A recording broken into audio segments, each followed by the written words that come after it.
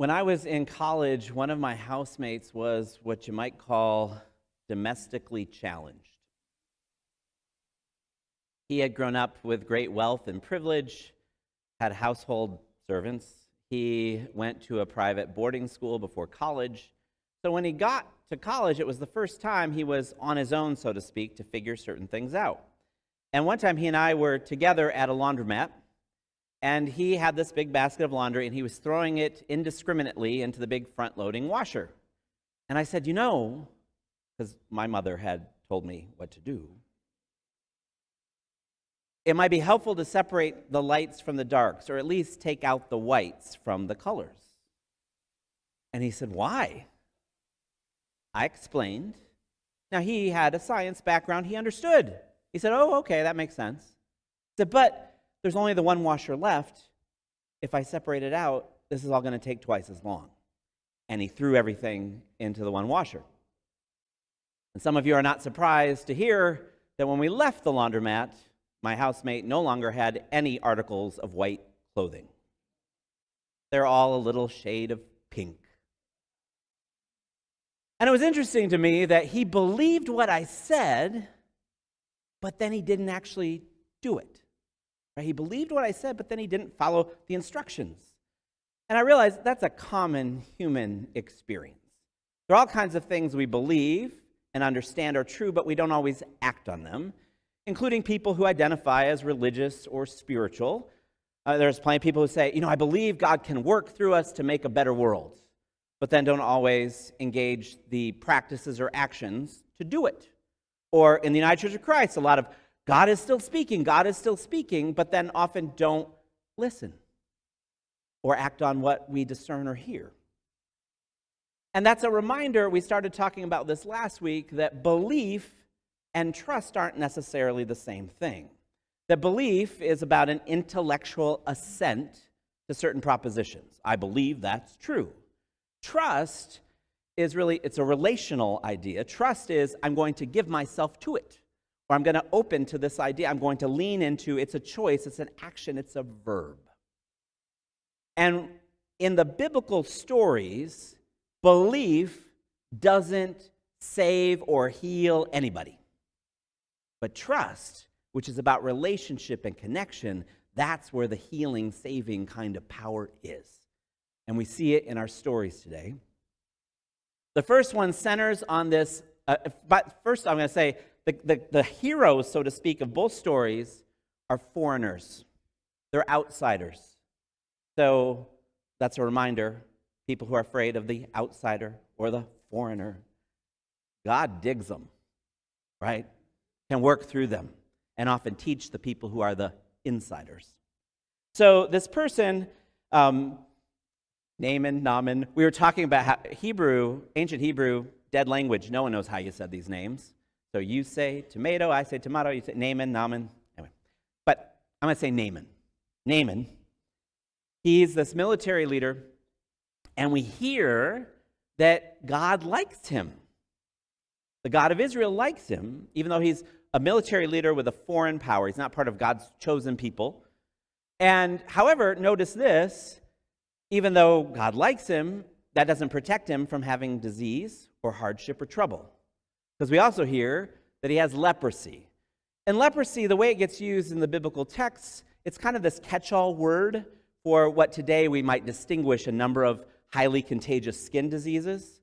Leprosy now means a very specific kind of illness. Then it was kind of a family of illnesses. And also, leprosy shows up a lot in the Bible.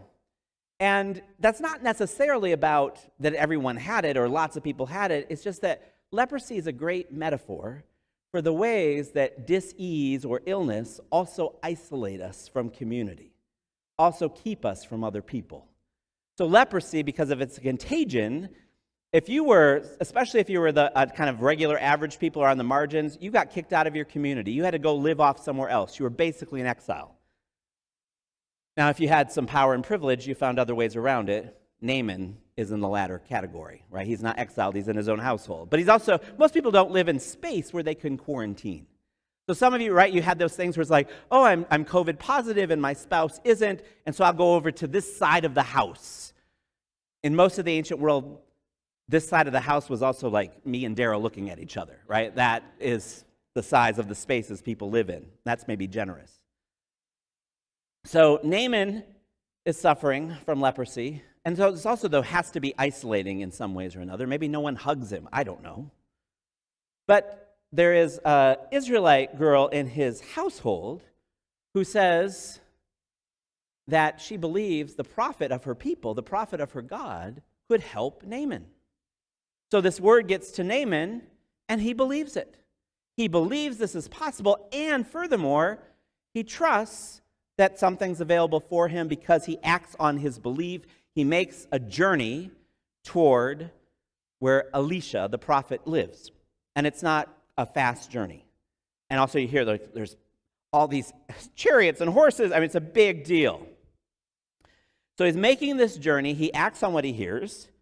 But also we have to keep in mind that Naaman, he's this military leader. He's used to being in charge of things. So, and like a lot of human beings, he's a little bit full of himself. So he is trusting and going to take action, but he also has expectations about how things ought to go. Do you ever have expectations about how things ought to go? I always think all the lights on Oracle should be green as I get to them, but it never happens. So he has these expectations, and as he arrives, he pulls up with all this entourage. And he expects, as we hear in the story, for Elisha to come out and wave his hands, right? I expect he'd wave his hands and call on Yahweh, and poof, he'd be healed. He just sort of gets to stand there passively. That is not what happened. He sends out a spokesperson who comes out and says to Naaman, not only is there not going to just be magic poof, but Naaman has to participate in his own healing, in his own cleansing. There's something for him to do. And the washing instructions are go wash in the Jordan River 7 times.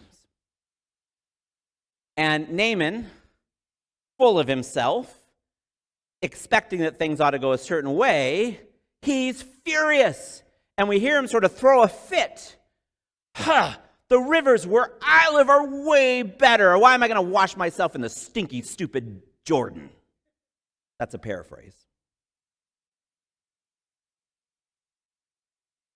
And at this point, full of himself, he believes that there's this cleansing available to him, but he's not going to trust. He's not going to take action. He's not going to do it because it does not meet his expectation.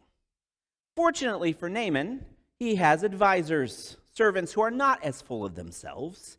And we get to hear how one of them says, excuse me, sir. You know, if the prophet had asked you to do something hard, like go on some giant quest, you would have done that. It would have activated your hero pride energy. But this is easy peasy. What he's asked you to do, just do it. And then Naaman does. So there's also this beautiful part of the picture. Sometimes we might be full of ourselves, but our community reminds us that we could still let go and trust. His community reminds him. And so Naaman goes to the Jordan River, and he washes 7 times. Anyone remember what 7 in the Bible stands for? Wholeness, completeness, right? So you see 7s in the Bible, wholeness, completeness. So it's a way symbolically to say Naaman thoroughly follows the instructions. He thoroughly gives himself over to this process, and we hear that he comes up out of the water cleansed. So the things that were, we might say, in Naaman's way, that were holding him back, keeping him down, he trusts, he engages this process that involves his own participation, and it's washed away. The stuff that's in the way is washed away. Now, there's some space in between, so you didn't hear this part of the story, but then Naaman chooses to turn around and go back to Elisha. Remember, he was going to leave in a rage, so he chooses to turn around because these healing stories are never just about fixing something or fixing someone. God's not in the business of patching people up and just sending them back out there. The idea is to invite people into relationship, into connection. Because Naaman could be cleansed of leprosy and then be a jerk, right? God wants the whole of who he is to be healed, to be the truth of who he is. So as Naaman turns around, he connects back with Elisha, and he offers admiration for the God of Israel, and there's this idea, what we see it pointing to is that Naaman, as that's washed away and trusting, he engages in thanks and praise, and that keeps him reconnected or connecting with this divine source so he could live more whole and bring wholeness into the world. That's implied in that story. It's made explicit in the next one. So in the next story, we have 10 people with leprosy. And these are not powerful military leaders. They are not in their own wing of the house. They're cast out of their community. So not only are they physically ill, and it's uncomfortable and hard and painful, but they are socially ill, so to speak, right? They're disconnected, disengaged. They can't. And isn't that how often physical illness works? And I'm not just talking like COVID, but right, in physical illness, we often end up isolated. Hospital beds, or, we're not engaged in the normal flow of life. That's what it does so often. And so the story is wanting to point that out. So these 10, Jesus is coming along, and apparently they've heard some things about Jesus, this rabbi from Nazareth, and something of God is at work in him. And they cry out, "Jesus, sir, have mercy on us." So notice, Naaman had a sense of how things ought to be. These 10, they're at the bottom of the heap. They do not have expectations. They are not full of themselves, because the word mercy in Hebrew has the sense of abundance pouring into scarcity. So whatever you got for us, Jesus, bring it on.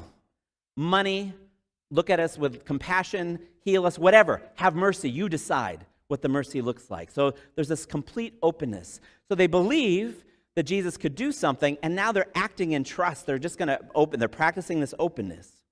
And then a bit like with Elisha and Naaman, they're given instructions that don't make sense in the normal way that things work. Because usually how it would work, there were healers. And by the way, in the biblical world, it's not unique that Jesus heals people. It's unique about what he brings with the healing. But there were lots of shamans and healers. It was just the world people lived in. They understood that people could heal you, could help you. But what they usually did is they would either make sometimes a little paste of mud, or they would touch you in the right places, or probably with leprosy, they just talked because contagious.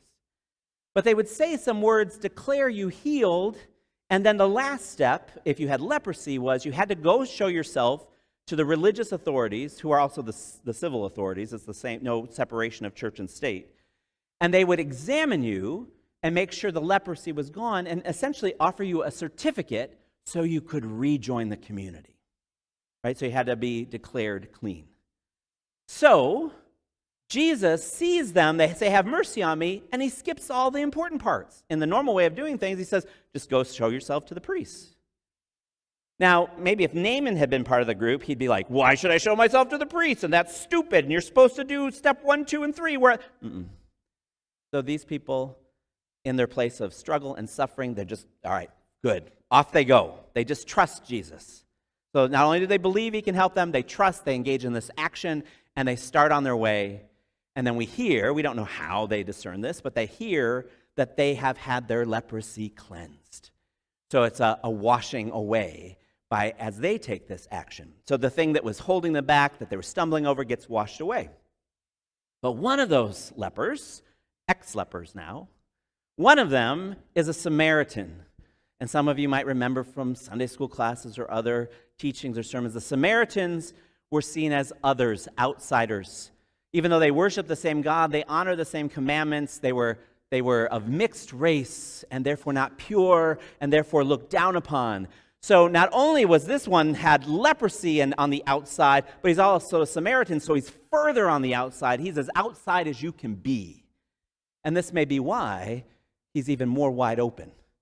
Often when you've been pushed all the way to the outside, you're more open to possibilities of hope and healing and justice. And so he, like Naaman, he turns around and he offers praise to God and he thanks Jesus. And so it's that invitation in the cleansing to relationship, to connection. And he does it. And he connects, and Jesus says, "Your trust has made you whole." Because that's the point. It's the ongoing action of trust and connection and relationship that brings wholeness in him and then could bring wholeness through him into the world. And so these are important and helpful reminders for me, because as people of faith communities or of various beliefs and various doubts, but there's things we believe or say, this is true. So it's a reminder to engage. Last week we talked about them as trust practices, as the things that help us, that follow Jesus says, well, come follow me, do these things, and it helps wash away some of the gunk that's in the way. And we're not talking about leprosy anymore, because I don't think any of you right now, right? That's not what's going on. But we walk around in a world full of all sorts of stuff that gets caked on us, do we not? All sorts of stress and garbage, and I mean, just reading that voter guide, right? I was like, ugh, right? Stuff gets on you. So, but often though, we just kind of shove it down and move along, and there's this reminder in these practices of opening to God, it helps cleanse those things away, helps us be the truth of who we are.